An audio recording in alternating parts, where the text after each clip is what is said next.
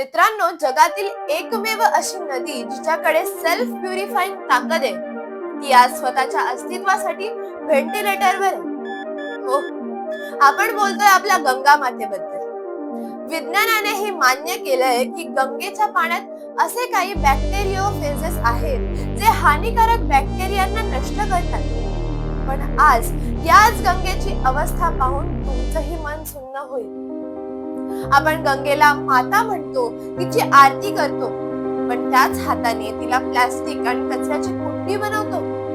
सगळ्यात मोठं दुर्दैव बघा ना, काठावर बसलेल्या भुकेल्या माणसाला दूध प्यायला द्यायला आपल्याकडे पैसे नसतात, पण त्याच नदीत आपण लिटरभर दूध धर्म म्हणून ओतून देतो. हा कोणता धर्म आहे?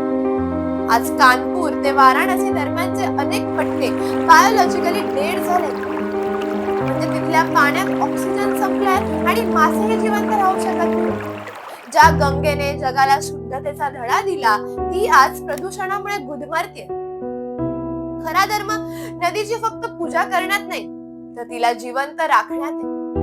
आपण आई म्हणतो, मग आईसारखं जपायला का विसरतो?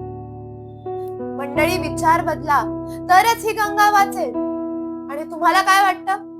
गंगेला वाचवण्यासाठी आपण पहिलं पाऊल का उचललं पाहिजे? कमेंट्स मध्ये नक्की